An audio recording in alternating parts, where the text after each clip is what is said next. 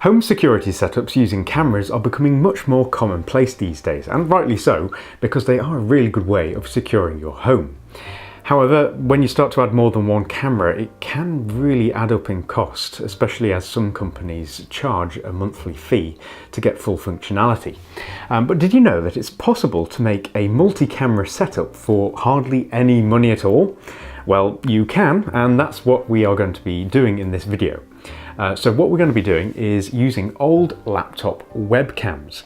Now these are extremely tiny, as you can see, so they're really easy to make discreet so they aren't noticeable, and they're also very cheap to buy. You can buy them either separately, or you could retrieve them from old, dead or smashed up laptops like this one.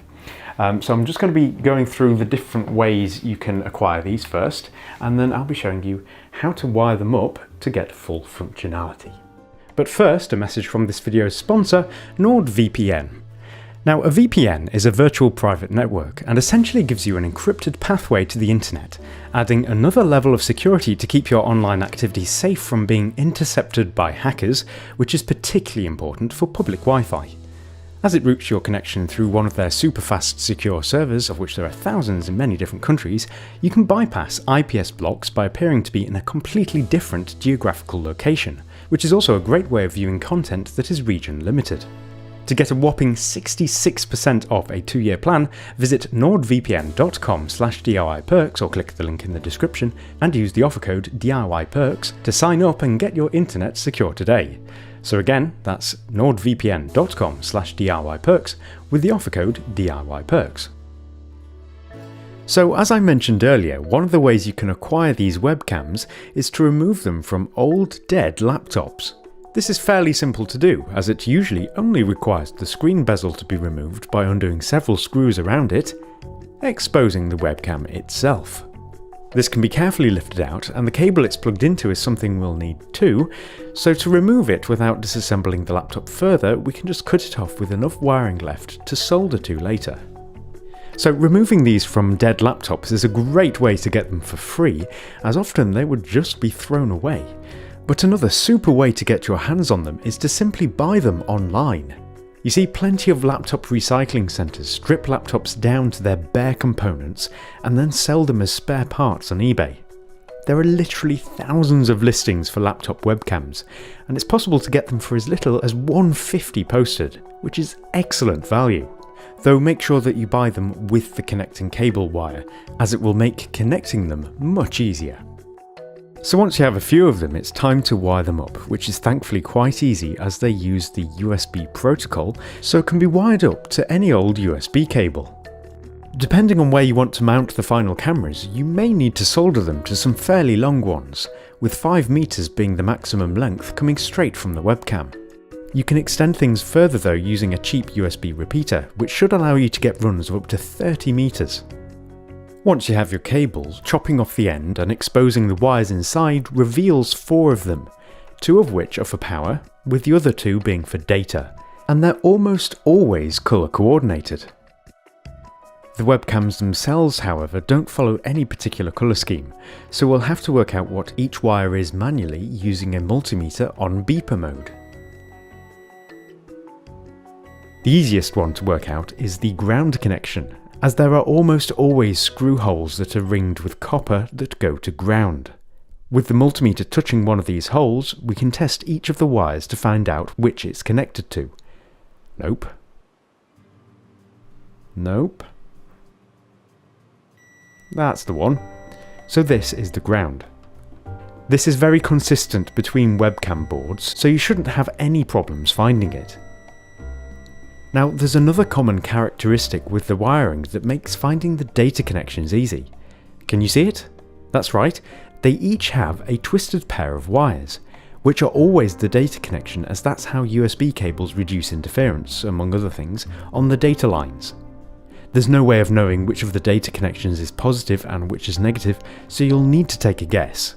If a USB device not recognised error gets thrown up, just swap them around and it should correct itself. So the last wire to find is the positive connection, And a relatively reliable way of discovering which one it is to look for a small transistor-like component on the board, which is actually a power regulator. It might be anywhere, and there may be more than one. In any case, test each of its contacts to find which one connects directly to one of the outbound wires, as this will be the positive connection. One of the contacts will also connect directly to ground, so don't get confused and test it more than once. So if all goes well, you can plug them straight into a computer, which will then install the webcam drivers, and then they can be used as a standard digital video input. Nice. As the webcams are so small, it's possible to mount them almost anywhere with the help of some sugru, which is a putty that sets as hard as rubber. Just make sure you don't cover the lens itself with the stuff. I put some blue tack over mine and then pulled it off once I'd finished moulding the sugru to keep it clean. This is a great way of securing them to a wall or a corner against the ceiling. And once set, it's really discreet and you're very unlikely to notice them. Another benefit of this is that they are really hard to vandalise, as you can't get your hands around them to pull them off or hit them if they're in a corner. Once you have a few around your home, you can route the wires to a central location, using USB repeaters if required, after which it's time to work on the central control hub. For this we'll need an old but otherwise functioning laptop.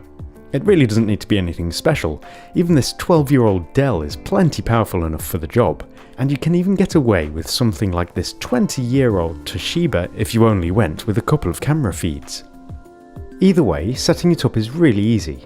All we need to do is plug the cameras into the USB ports and install ContaCam, which is a free piece of video surveillance software.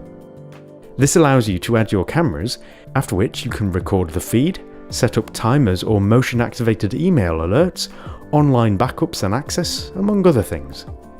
Unfortunately, adding a third USB-based camera is unlikely to work due to driver and bandwidth limitations, but there is thankfully an easy way around this by adding another root USB controller. You see, old laptops like this usually have expansion card slots, allowing you to plug in a variety of add-in cards.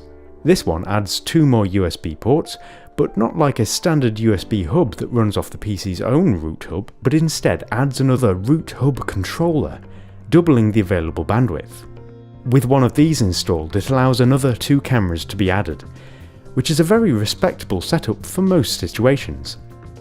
Using an old Fujitsu, I even managed to get 6 cameras going at once, as it not only had an expansion card slot like the Dell, but it also had 2 root USB controls inside, one of which was dedicated to the original webcam, so was easy to access by soldering a USB port to the old webcam cable.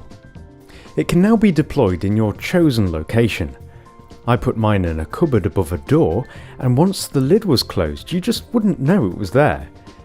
As it has a built-in battery as well, it's even got a few hours of power redundancy, which is excellent if the power ever gets cut, and is a feature available only on really expensive security systems. As you can see, the feed too is surprisingly sharp, and can provide excellent coverage of a home.